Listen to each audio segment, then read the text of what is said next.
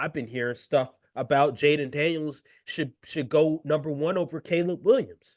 I don't know about all that, but Like, um, Kirk, Kurt, and I think it was Dan Orlovsky said that yeah, they have Jayden Daniels as their QB1. And I'm like, whoa. I'm like, that's hold interesting. on now. I mean, I respect their opinions. They're former quarterbacks, NFL quarterbacks, and they do this for a living. But hold on now. I get it. I get it. A lot of what Caleb Williams was doing in USC was not in structure. But at the same time, you could argue, well, who did he have around him? And a lot of these route combinations that he was that he had to Work throw with. to, right? Mm. It wasn't that great either. I mean, I've seen so many videos breaking down just Lincoln Riley's just lack of creativity when it comes to some of the route combinations on there. So what like are you going to blame Caleb Williams for that? I mean, a lot of times maybe it's not in structure because guys can't get open. You know what I mean?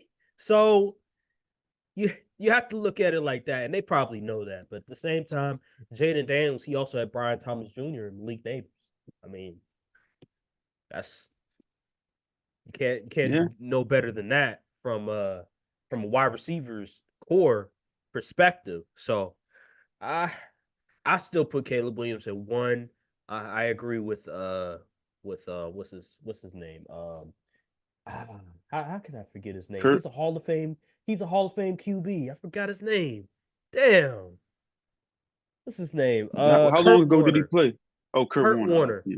I agree with Kurt Warner, and sort of his breakdown and everything like that. He has Caleb Williams one, but he also understands why people would have Jayden Daniels as their QB1, why he would be a bit skeptical of Caleb Williams, but overall, I'm not going to overcomplicate things. I just think Caleb Williams just has that talent and has that innate ability of just being one of the best quarterbacks in the NFL. I'm not going to say he's like a generational prospect. I'm not going to say that you plug him into any situation that he automatically makes the team so much better. I do think that quarterbacks, at the end of the day, if you want them to succeed, they need to have the talent and the coaching around them in order to prevail.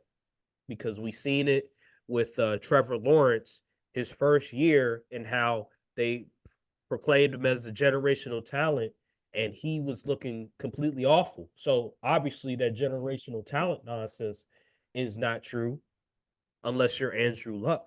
So yeah, man. How do you feel about Jayden Daniels being like just some of these guys, some of these former quarterbacks saying that Jayden Daniels should be is QB1 over Caleb Williams? Well, I don't agree with the whole QB1 discourse. I think it's kind of they kind of jumping the gun here. Now, Jayden Daniels, he had a phenomenal season. You know, he won the Heisman for crying out loud. But he also did have those weapons in Malik Neighbors and Brian Thomas Jr. And I think, in my opinion, JD5 is QB2 in my mind, in my analysis. I think he's like you say. I think he's Yeah. more pro ready than Drake May. He has cleaner pocket presence. His footwork is cleaner. Only concerns is throwing over the middle of the field, but that was probably mostly due to scheme. People say, "Oh, he's kind of old," but like, I mean, I don't mind older QBs because that means they've seen a lot, and he's been in multiple systems. I think he was at Arizona first, then he transferred to LSU, and he was looking shaky last year, but towards the season before last, like 2022 Yeah. season, then Yeah, he towards the end of the was year, he really very started to shaky. pick Yeah. up, and then he had that rough Florida State game, but then Mhm. he just picked it up and started that Heisman campaign towards like the mid-season, and because mid-season form is a thing, and so yeah, and a lot of people say, oh, he's frail and he likes to run, but yes, he's a runner, but how much of that is him just running versus him needing to run because LSU didn't have a run game. Yeah. So I think that's the distinction people need to make because people they want to label these guys runners, but don't really look into the context and why they have to run so much. Because that, like, I don't think anyone can name the LSU starting running back outside of people that fans of the team. Because like that run game was god awful. So he had to make a lot of stuff happen a lot of times. And yeah, he definitely needs to learn to slide more. You can't be taking them kind of hits and have a long career in the NFL. But yeah, man, I like Jayden Daniels as the number QB2. I don't think he's better than Caleb simply because Caleb's ceiling is just so high that if you get him to where everything is clicking all on the same level, he's going to be a phenomenal player. And so yeah, but I'm not mad at the scouts and all the analysts really catching on to the Jayden Daniels hype train. I've been on this train for a minute. I've been saying I like Jayden Daniels as a prospect more than Drake May because he's more polished. Yeah. Uh my here my thing with Jayden Daniels, which is a good sign if whoever drafts Jayden Daniels, is that they talk because he utilizes his legs a lot, but they talk more about his ability to throw in the pocket and how well and refined he is. And that's a great sign because that just lets you know that he's not he's not limited in he relies so heavily on his legs. Like no, he can throw from the pocket. So back to what I was saying about Jayden Daniels. I think with Jayden Daniels, what makes him so good of a prospect is that we normally don't see when it comes to running quarterbacks is how he has been praised more so for his ability to throw from the pocket than from his legs. And see, with Jayden Daniels, a lot of these NFL draft analysts are praising him for his footwork in the pocket, his anticipation, his ability to make all the throws. I will say though, one thing I heard from Kurt Warner that has me a bit concerned is he said that Jayden Daniels, in order when he throws, when he tries to complete throws, does it have to be perfect every time for him to complete the throw? So, like for instance, with Caleb Williams and with Drake May, their arm talent is just so elite, right? Where the footwork doesn't have to be perfect all the time. You know what I mean? The stuff like that where they can still complete the pass to the receiver even if things aren't always perfect. And Kurt Warner, he's looking at Jada Daniels as like, well, if your footwork isn't perfect, if all the things aren't right, are you still able to get that pass to the receiver effectively enough? So that's one of the things I heard from Kurt Warner about Jayden Daniels. Everything else has pretty much been relatively positive when it comes to Jayden Daniels. And I mean, if the Commanders select him number two, I wouldn't be mad at it. I just think people are just looking at his weight. I mean, the dude is like 6'3", 6'4", Hmm. and he could always build muscle. He does need to slide more, like you said, Yeah. but he could learn that. He can learn that, and he's already polished. I think another thing that people are concerned with is age, which I think is a bit overrated. He's 23 years old. He's not like 25 years old. Joe Burrow, he came out, he was 23, I believe it was. Guess what? Joe Burrow went to a Super Bowl. Joe Burrow is one of the five best quarterbacks in the NFL. Joe Burrow played for LSU as well. Joe Yeah. Burrow wasn't as good of a runner as Jayden Daniels. Joe Burrow, what is he like, 6'4", about the same size as Jayden Daniels. So, I mean, Joe Burrow is a good example. And Joe Burrow, I mean, he's been yeah, man. Just all I'm gonna say is this, that the whole age thing, like get out of here with that. What does the film say? That's all that Mm. really matters. And Jayden Daniels, he's he's a really good prospect. He'd probably be the number one pick in if Caleb Williams wasn't there, if Drake May Oh wasn't yeah. there in like a normal QB draft, he would be the number one pick. Like easily. seriously. Like I wonder if last year if Jayden Daniels would be the number one pick over CJ and Bryce Young. That would be an interesting conversation. I don't think so. You don't think Jayden Daniels would go over Bryce Young or CJ Stroud? I think he would. I don't know. I think he would. The way that these draft people are talking about Jayden Daniels, the way that they are, because I remember last season they said that Caleb Williams and Drake May would be QB1 and QB2 if they came out of that draft class. Oh, interesting. So if that's the case, then why not Jayden Daniels?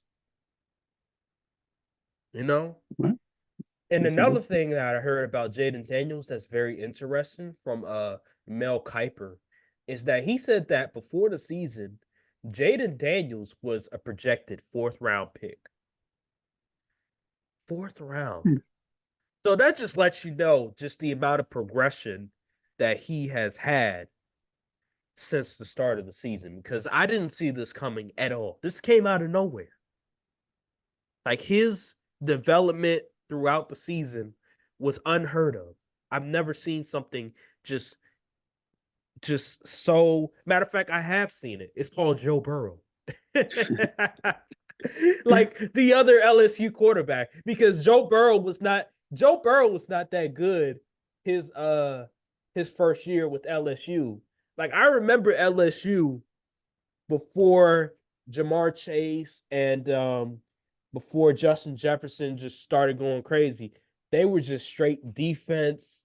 And Joe Burrow, he wasn't really that good. But then his final year, they brought in Joe Brady, and all of a sudden they man they looking like the they looking like the 1999 Rams. Like it's going they going crazy out there. So Yep.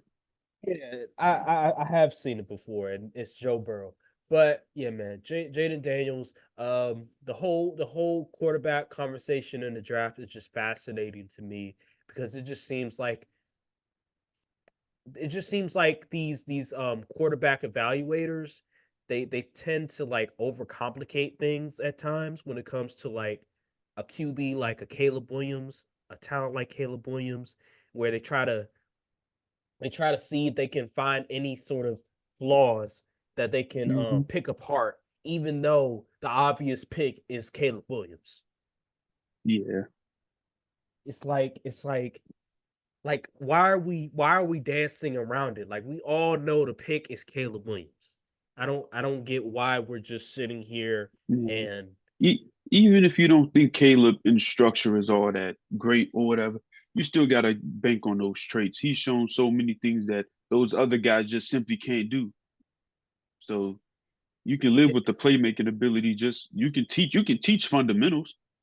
You can't teach some of the stuff he was doing at USC, coming out the pocket, the way he was making them all platform throws and stuff. You can't teach that stuff. and the thing with Caleb Williams is that he's actually fundamentally sound. Like if you watch his games, like his pocket awareness, his pocket presence, his ability to go through like he's actually fundamentally sound. Like he's not like Patrick Mahomes' his final year with Texas Tech, where they were saying he has no footwork at all.